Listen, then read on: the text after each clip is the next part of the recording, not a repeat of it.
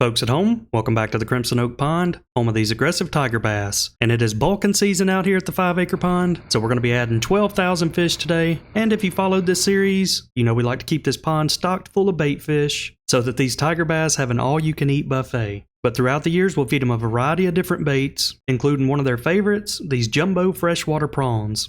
And as you can see, one of our pet bass, Moby, is enjoying some of the prawns. But we also stock a variety of different forage fish like tilapia, threadfin shad, and big golden shiners. But just by observing the pond over the past couple of years, I've noticed bass don't prefer any bait fish that have the dorsal spines. Those fins on the top of their back make it really hard to digest them and can even get stuck in their throat. So out of all the different bait types that we stock in the pond, there's one that stands alone at the top, and that's the adult golden shiner. And you can see why because of its long, slender profile, as well as the absence of those dorsal fins. And I've also noticed that it can feed all generations of bass, those 1-year-olds that are barely a pound, all the way up to the biggest bass that we initially stocked in the pond, weighing 7 pounds. It's always a good day out here whenever the fish truck shows up, and these fish have had a long journey, traveling here all the way from Arkansas, the golden shiner capital of the world. And the last time that we stocked these shiners, they were so big that they were getting jammed up in this flexible hose. So this time, the guys decided to try out some solid PVC pipe, and we created a fish waterfall. And this is the third time that we've stocked these shiners in the pond. In the first couple of years, I was hesitant to stock them because shiners have gotten a bad rap over the years and even scared some of the pond owners. But I've learned that those facts simply aren't true. And one of the first things you have to know about a golden shiner is that they're nest raiders. And so often throughout the spring, whenever bass and bluegill lay eggs in a nest, the golden shiners will move in there and eat as many eggs as they possibly can. And while this fact about them is true, we're at the stage here now at this 5-acre pond where we don't want to increase the population of bass in the pond, but rather maintain or reduce it each year. So the golden shiners may actually be doing us a favor by eating some of the bass eggs and helping us manage that population. And the other concerns for shiners have to do with their reproduction and growth rates. So a golden shiner grows much quicker than a threadfin shad and can easily grow from 9 to 12 inches. So if you had a newly stocked bass lake with a bunch of juvenile bass, maybe adding a bunch of golden shiners wouldn't make much sense. But after you have a healthy bass population of 2 to 3 pounders, I can say from personal experience that the bass will not have any issues, even eating those larger adult shiners. And in fact, they can wipe out every shiner we add today within a month.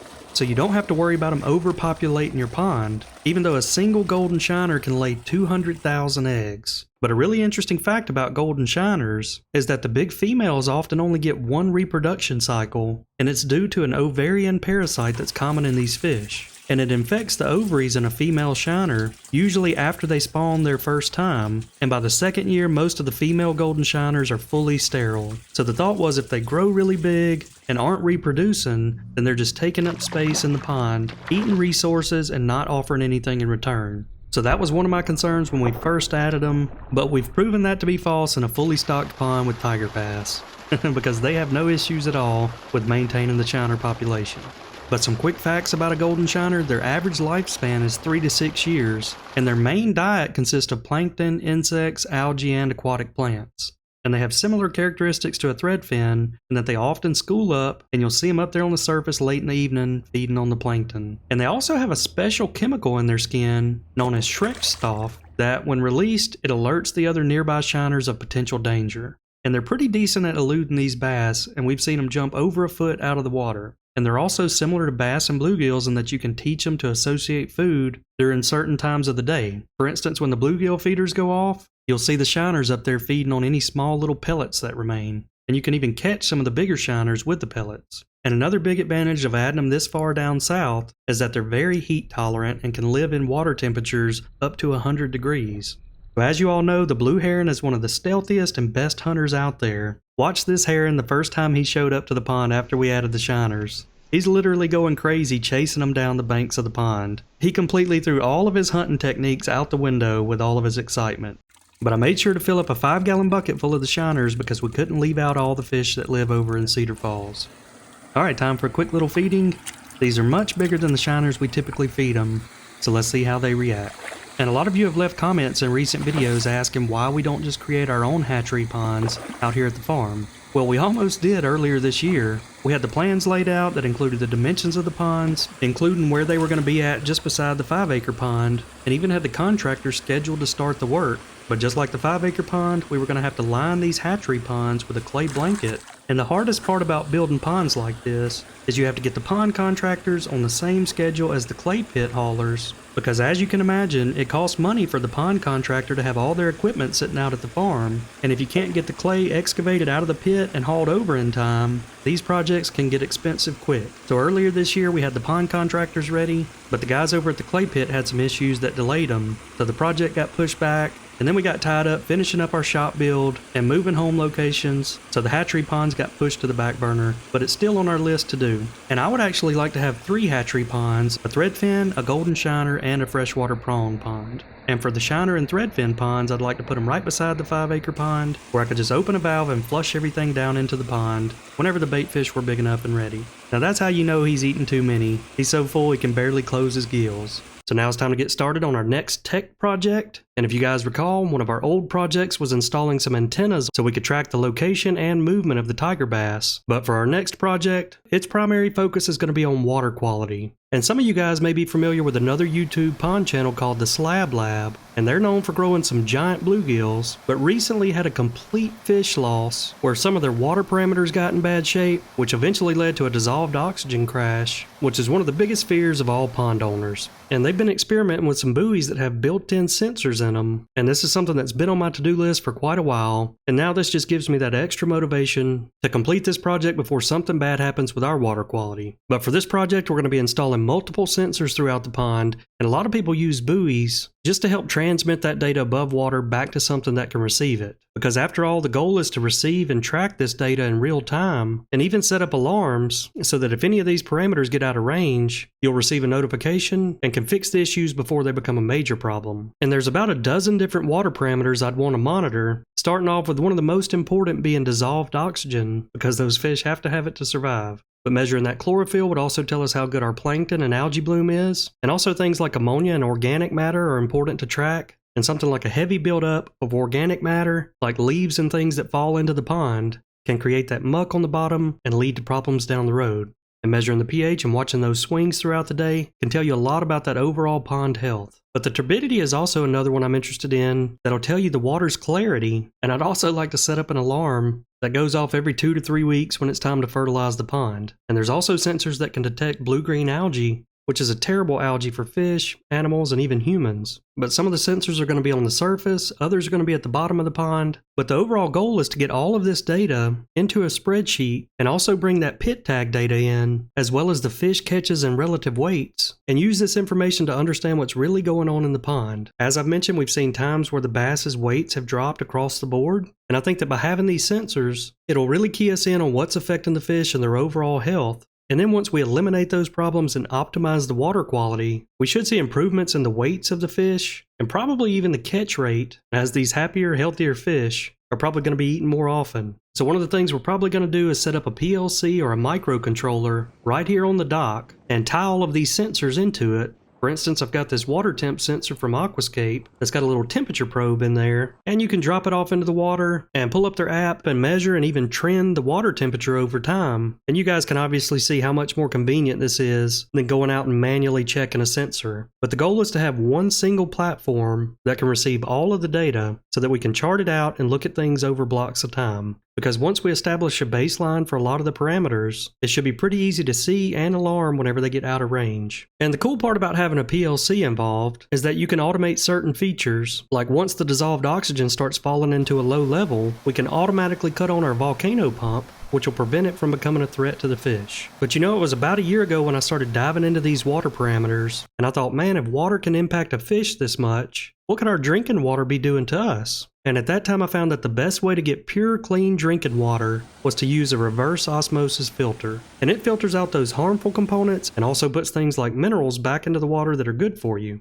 And there's a water filtration device made by Cove Pure that uses a 4-stage filtration process. And in stage 1, it traps things like rust, sand, and other large particles. And stage 2 removes harmful chemicals like VOCs, pesticides, chlorine, and microplastics. And for stage 3, the reverse osmosis, that removes thousands of contaminants like lead, arsenic, and forever chemicals.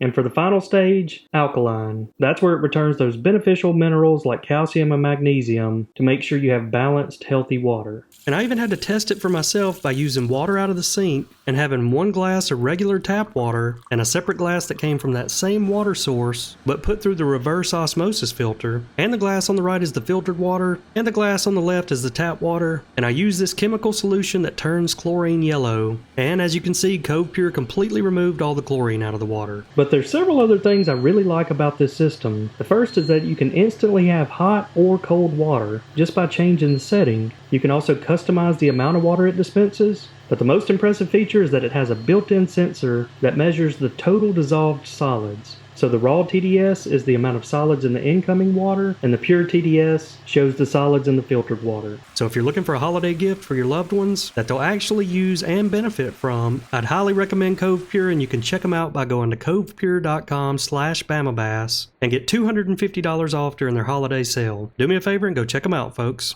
Alright, sitting out here at the pond as the sun's going down, and there's another bird that's extremely happy to see the shiners, and that's the kingfisher, one of the best hunters out here. But I've got one last treat for these bass as I saved a bucket to do one more feeding off the dock. And it's been about 6 months since I've done this, but I'm happy to see that we still got some bass and tilapia hanging out around the dock. And it didn't take long for the small ones to come up and start eating just like the old days. But there's a bass down here that I was really hoping I'd get to see named the Ghost. And the Ghost lives right here around the dock and is possibly the biggest bass in the pond. And after about 10 minutes of feeding, she finally came up. Man, what a beautiful fish. She inspected that shiner, but was a little too slow to commit, and the little bass got it. But it didn't take her long to circle back around, and even though I've fed her plenty of them right here off the dock, it's been a little while, so you can tell she's skeptical and wants to make sure that it's 100% a real swim bait. And now that she confirmed it was real, she decided it's feeding time. Man, what a beautiful, healthy bass. I'm always excited to see her. And folks, I don't know if you can tell by the scale of this video, which you've seen some of the shiners and have an idea how big they are, but if I had to guess, Ghost is easily an 8 to 9 pounder right now, and could potentially be one of the first 10-pound bass that we grow here in the pond. But Ghost was one of the original bass that we stocked in the pond. And it's funny because we never caught this fish until the electrofishing survey this past spring. And so we stocked her at 2 inches, and the first time we ever saw her again after that, she weighed 6.56 pounds on March 17th. And then my daughter Sarah was actually the first person to ever catch her on July 19th, where she weighed 6.75 pounds, and is one of the biggest bass caught out here on a rod and reel. So I decided I was going to feed her as many shiners as she wanted to eat this afternoon to help push her to that record weight. And hopefully she'll help us achieve one of our biggest goals of raising a 10-pound bass. But I'm also really happy to see this fish because if you guys recall, we lost another one of our biggest bass in the pond named the Goat earlier this summer, and we never found out the reason for losing that fish. We're just assuming that it was the stresses of the spawn, or maybe even the heat of the summer got to her. We really don't know, but the Goat was also one of the fastest growing fish in the pond, so it was really tough losing that fish. So getting to see these other big girls in the pond alive and healthy, it always makes me happy. And I got to a point where I was wondering how many of these shiners she could actually eat in one afternoon, as she was devouring every one I dropped in the water. Alright, we're back over here at Cedar Falls where we got the nice fall colors and the flowing waterfall. But earlier this week we had our first freeze of the year, and you can tell some of those tropical lilies and aquatic vegetation are starting to die off due to that cold weather. But there's something else that starts happening each year when those water temps drop, and all of those prawns that we raise up there in the wetland filter, as soon as they see the water temperature drop, they start heading downstream looking for warmer climates. And last year we found a bunch of them right here in the waterfall, but as soon as they make it down to the lower pool of water, they're probably wishing they could head back upstream, because that's where all the predators, including Moby, are. And as you all know, Moby spent years with us in aquariums and got to experiment with things like crawfish, but he had never eaten prawns until this year. And I can tell by the length of the antennas on that prawn that are sticking out of his mouth that he ate one of the jumbos. There's a good look at Spot, the spotted bass. And hey, look who else it is. It's the black crappie that we named Outlaw. We hadn't got to see him a ton since we moved him to the pond this summer, but it looks like he's finally gotten settled in and is hanging out with the boys. But here's another good overhead view, and I'm happy to say that the water has finally gotten back to crystal clear after that big storm we had a couple of weeks ago that muddied it up. So that brings me to our next topic. Some of you may be wondering, now that the water's clear, why haven't you started the live stream yet? Well, if you guys missed that video, a couple of weeks ago we installed some underwater cameras here in Cedar Falls, as well as a few other cameras around the farm, and had everything set up to start streaming these cameras live to you guys. Well, right after that, we got about 5 inches of rain in one day, and it muddied the water up so bad we only had about 2 inches of visibility. So we delayed going live with the cameras But on a positive note, that gave me some time to work with a programmer, and this past week we've been adding features to the stream that I think is going to make it a lot better. So for instance, you can watch underwater feeds like this one, but we're also going to have other cameras placed around the farm. So when you look at the stream, there's going to be one big feed right there in the middle and 4 other smaller streams on the side.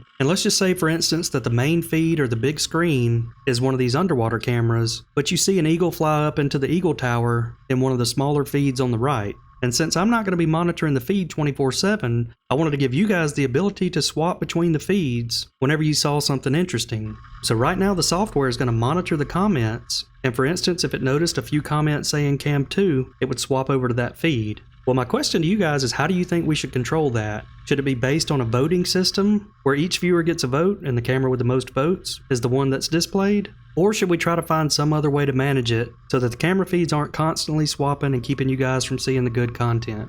So let me know what you guys think in a comment down below. We're setting it up for you guys and hopefully it can be a positive experience. But just from my testing this past week, I did find several really good camera angles here at Cedar Falls that pretty much have a lot of fish activity most of the day. So it should be pretty interesting. You never know what these fish are up to. We got a tilapia trying to eat a lily stem down there on the bottom. And then that piques the interest of the bass, so he has to stop by and see if it's a good spawning spot. And you'll even get some rare appearances from fish like Smalley, the smallmouth bass, and see some strange things like Spot trying to get a back rub from one of the rocks. He must be enjoying it because he's doing both sides, the left and the right. So I came back over here to Cedar Falls as the sun was going down, and we got a couple of deer coming out. Looks like they're on high alert. But I wanted to check out the pond lighting here at night because I also want those underwater cameras to still be able to see something interesting moving in the dark. But one thing that surprised me here recently is how many deer have shown up since we planted about 50 acres of winter crops. But check out some footage from one of the deer cameras and look at the abundance of whitetail out there in the field as the sun's going down. Man, I think we're starting to have a small herd of deer out here. But now I'm going to take you out on the dock during one of these pellet feedings because there's always something interesting that happens when the feeders go off. So in the past, 99% of these pellets would get eaten by bluegills, but here today it's about 50-50 between the tilapia and bluegills. But if you got really good eyes, you'll notice that there's another fish species coming up to eat the pellets.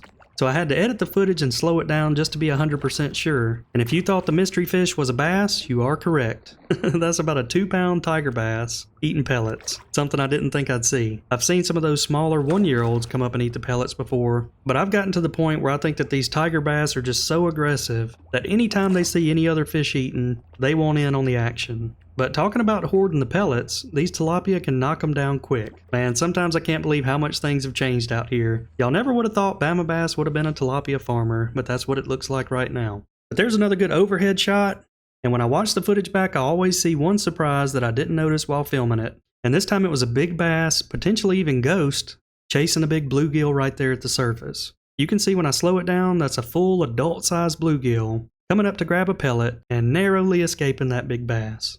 That was a close one. Alright, I had to set out a night lapse camera tonight to try to catch that November supermoon that is known as the beaver moon. And it gets that name because that's when beavers are preparing for winter, but it's also known as the frost moon, the deer rutting moon, or even the panther moon. But this year, the November full moon was the largest and the closest super full moon of 2025, and that means that it's at its closest point to Earth during its orbit, making it appear larger and brighter than normal. And so my camera angle wasn't perfect during that first shot, but I was really impressed with the cloud coverage we got and all those different formations. And it also made for a pretty incredible sunrise, as the sun was coming up over the horizon and the clouds finally parted ways just enough for us to see it. And we even had to slow back down to normal speed to capture the blue heron chasing the shiners around the pond.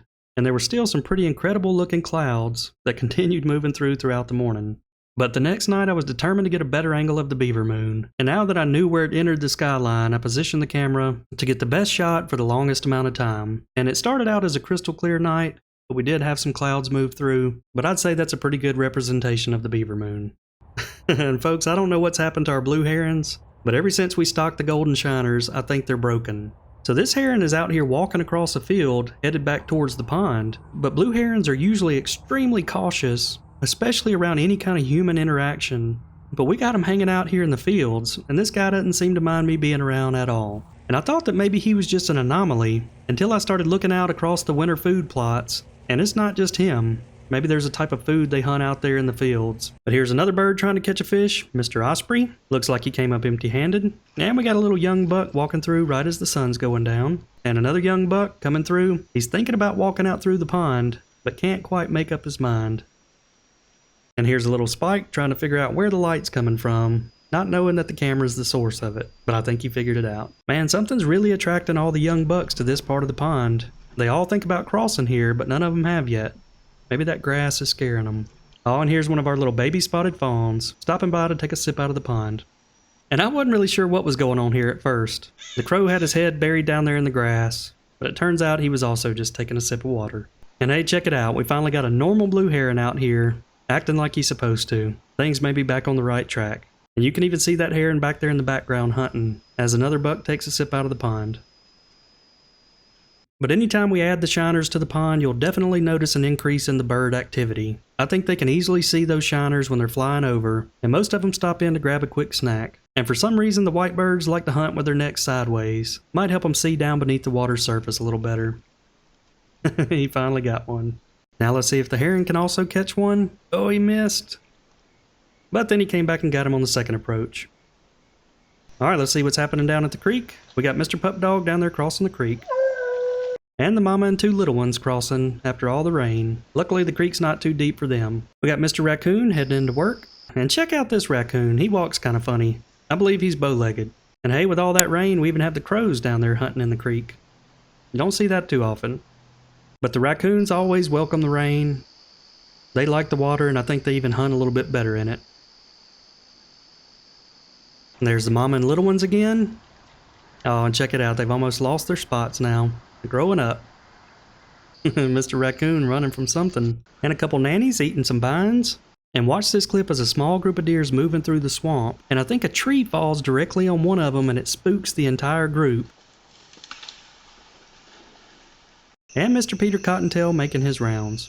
And if you missed the video a few weeks back, we brought a mulcher out to the farm and cleaned out around some of these oak trees so that the deer could actually feed on the acorns. Between the acorns and the fields that we planted, we've seen more deer out here at the farm than we ever have before, even back in the old peanut days. But they were happy we cleaned out all that brush because this particular oak tree is dropping a lot of acorns. We even have a small buck moving through one afternoon and a bachelor group coming through later that night. But I've learned anytime you got a good feeding spot, you're going to see some fighting. This little spike is claiming this spot. And there's a good shot of a young guy coming back through the next morning. Another group of bucks moving through. That must be some good acorns. And there's a nice one giving us a profile view, looking directly at the camera. And then he stops by to say hi to the young doe. And hey, we even have George Jones showing up under the oak tree, and the doe checking him out. I think something walking back in the woods spooked this doe. And she said, I'm out of here. We got two of the spikes out here kissing. But they decided they didn't like each other that much and would rather fight it out. And look at there, you can even see two bucks fighting back there in the background. But I know that the deer are really happy with the way this project worked out. Alright, the pond is loaded with these big shiners. Let's catch a few of these bass and see if they put on any weight. We're going to be scanning them with this pit tag reader. And if you guys have a pond and are interested in tagging your fish, I'll put a link down in the video description. But our bait's going to be matching those big golden shiners, so we've got a swim bait tied on. I know they're biting.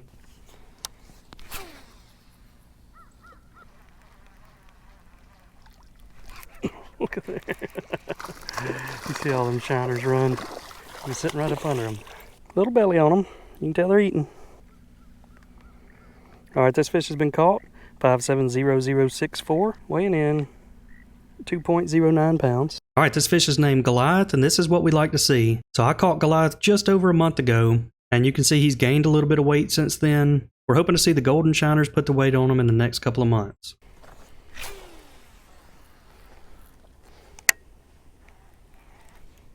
He hit it when it hit the water. He must have had his mouth open. Look at there, a little shiner right there at my rod tip. Getting chased around. There's fish everywhere. Look at him chasing out there now. Smallest one of the day, but it's fat, so we'll keep it.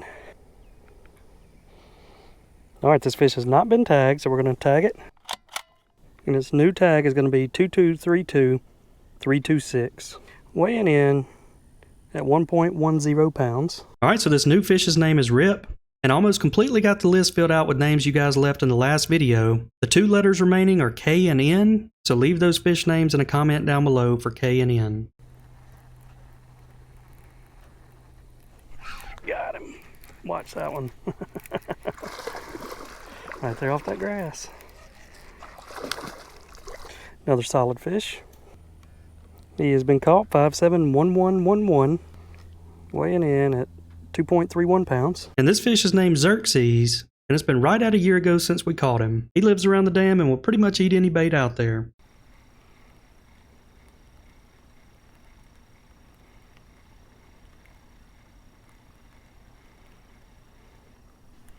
There we go. Nice one. Oh yeah. Get out of the grass. Ate the swim bait. And there we go. Long fish. Alright, this one's been caught 5'7", weighing in 2.68 pounds. Alright, this fish is named Xavier, and it looks like she lost a little bit of weight after the spawn last year and is just now starting to put it back on, so hopefully those shiners are going to help.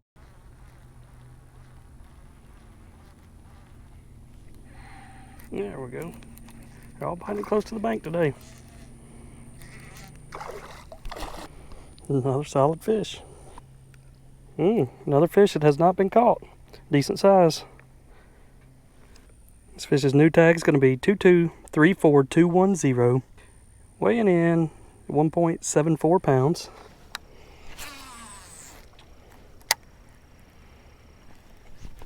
Got him. Feels pretty good, but I can't tell because the sun's in my eyes.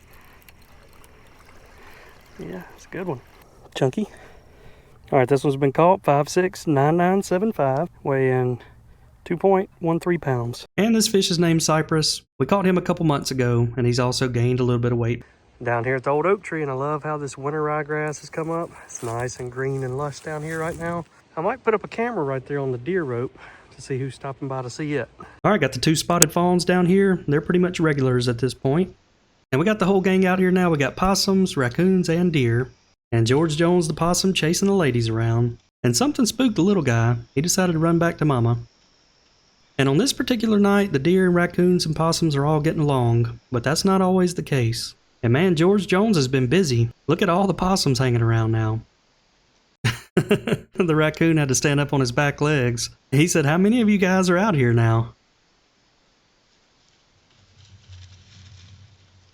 And man, would you look at that, they just keep on coming. You can even see eyes coming from back there behind the tree. George has been busy. And there's another nice buck coming through as all the critters have cleaned out of there. And more deer running around playing out there in the field. I really love that backdrop of the old oak tree there. There's a good sunrise shot of them with all that fog in the background. Man, these 2 fawns are getting big. That one in front of the camera is getting thick. So here's what I'm used to seeing. The raccoons and deer don't always get along. We got some turf wars coming. The doe called in reinforcements and brought the spike over. And I think we're about to see a confrontation. It's like the doe wants to run the raccoon off. But raccoons are feisty little guys. And she probably knows better. Old George back at it again. That's how we have so many possums. And the raccoon says, "I can't believe it. Our old feeding hole is getting taken over." But that's not the only thing that's getting overtaken. The possums have also started going into the squirrel house. And you can even see where last week he came in and chewed up the bed. So now we're going to have to replace that for poor old Gus Gus. He enjoyed sleeping on it at night. But the squirrel house wasn't really designed for the possums. So next time we're going to have to make the doors a little bit smaller. Okay, we got Chip the squirrel coming in. He said, "Man, this place is a mess. I'm out of here." And a little birdie stopping by. And last but not least, Mr. Raccoon. He thought about coming in, but decided better of it. And hey, look at there, a little frog was hiding behind the door. And I guess the raccoon spooked him. You never know what you're going to see in this house. Alright folks, if you made it this far in the video, make sure to hit that subscribe button to follow along with all the pond projects and wildlife out here at the farm. But I hope you all enjoyed this video, and we will see you all next time.